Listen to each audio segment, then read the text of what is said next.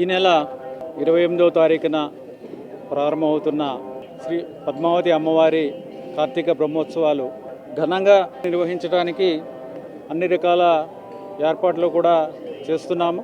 6వ తారీఖున పంచమి తీర్థం.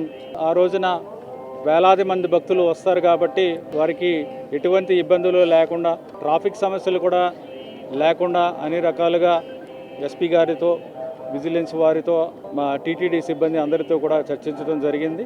అలాగే 3 హోల్డింగ్ పాయింట్స్ ఉంటాయి ఆ రోజు.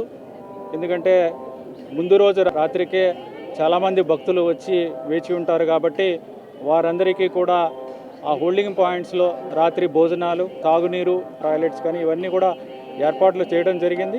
పంచమి తీర్థం రోజు సుమారుగా 1500 సెక్యూరిటీ సిబ్బందిని అదనంగా ఉపయోగించడం జరుగుతుంది. మిగిలిన రోజుల్లో సుమారుగా 150-200 మంది సెక్యూరిటీ సిబ్బందిని కూడా ఉపయోగించడం జరుగుతుంది.